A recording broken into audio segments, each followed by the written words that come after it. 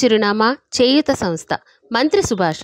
Ramachandrapuram municipality పరిధిలో గల 18వ ward కవలవరసావరం ప్రాంతానికి చెందిన తుళ్లూరు రవీంద్రనాథ్ అనే దివ్యాంగుడిని ఆర్థికంగా ఆదుకుని అతనికి జీవనోపాధి కల్పించాలనే ఉద్దేశంతో చేయూత స్వచ్ఛంద సంస్థ వారు అల్పాహార హోటల్ మరియు నిత్యావసర సరుకుల దుకాణం ఏర్పాటు చేయించారు. ఈ షాప్ ప్రారంభానికి విచ్చేసిన కార్మిక శాఖ మంత్రులు వాసంశెట్టి సుభాష్ చేయూత సంస్థ మహావృక్షంలా రాష్ట్రమంతా వ్యాపించి అనేక మంది అభాగ్యుల జీవితాల్లో వెలుగులు నింపడం అభినందనీయమన్నారు. చేయూత వ్యవస్థాపక సభ్యులైన మొండి రవికుమార్, ఎంఏ అలీం, చింతా నారాయణమూర్తి మరియు షేక్ వలీ భాషాలు వృత్తిరీత్యా ప్రభుత్వ ఉద్యోగ ఉపాధ్యాయులైన సమాజం పట్ల సామాజిక బాధ్యతను కలిగి ఉండి తమతో పాటు మరింత మంది ఉద్యోగ ఉపాధ్యాయులను యువతను సేవా మార్గంలో నడిపించడం వల్ల ఎంతో మంది లబ్ధి పొందుతున్నారని కొనియాడారు. ఈ సందర్భంగా చేయూత సంస్థ వ్యవస్థాపక అధ్యక్షుడు డాక్టర్ మొండి రవికుమార్ మాట్లాడుతూ ఇప్పటి వరకు తమ చేయూత సంస్థ ద్వారా 22 మంది దివ్యాంగులతో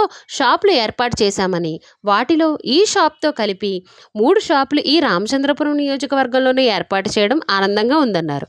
ఈ ప్రాంతంలో గల యువత తమ ప్రాంతాల్లో గల స్థానిక సమస్యలను రామచంద్రాపురం చేయూత నియోజకవర్గం ఇన్ఛార్జ్ జి మురళీకృష్ణ మరియు సభ్యులు తాతాజీల ద్వారా తమ దృష్టికి తీసుకురావాలని, అంతేకాకుండా యువత సామాజిక సేవ చేయాలనే దృక్పథాన్ని పెంపొందించుకుంటే ప్రతి గ్రామాన్ని అభివృద్ధి పదంలోకి తీసుకురావడం సాధ్యమవుతుందని పిలుపునిచ్చారు.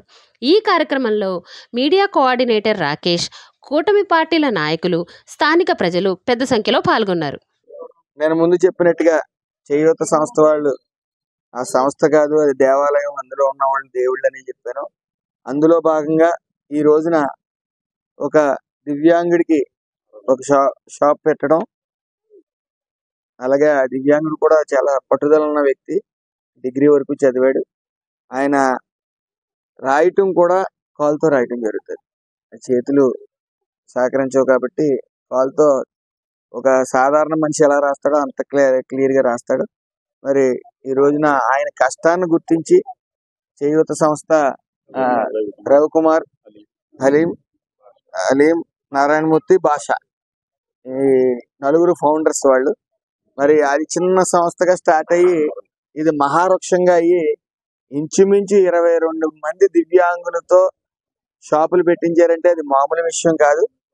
మరి మా నియోజకవర్గంలో, రామచంద్రపురం నియోజకవర్గంలో 3 పెట్టడం కూడా హర్షించదగ్గ విషయం. ఈ నియోజకవర్గం ఇన్ఛార్జ్ మురళి ప్రత్యేక శ్రద్ధ తీసుకుని ఇక్కడ కూడా ఆయన ఉపాధ్యాయులు అందరూ కలిపి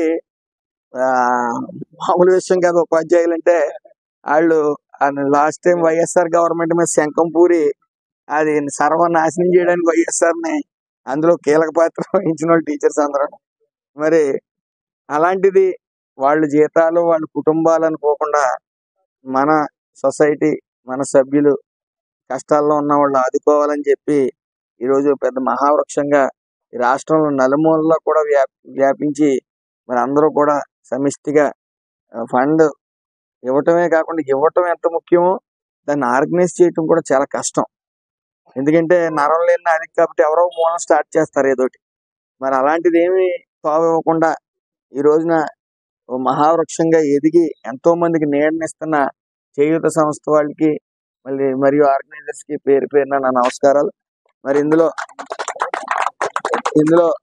అందరం కూడా ఈ సభ్యుడికి సహకరించే విధంగా ఇటు మా స్టాఫ్ కి టిఫిన్స్ కానీ అదే ఇతర టీ కానీ ఏదన్నా సరే ఎక్కడి నుంచి తెచ్చుకుని మరింత మంది ఈ చుట్టుపక్కల ప్రాంత ప్రజలు కూడా వీళ్ళకి సహకరించాలని మనస్ఫూర్తిగా కోరుకుంటూ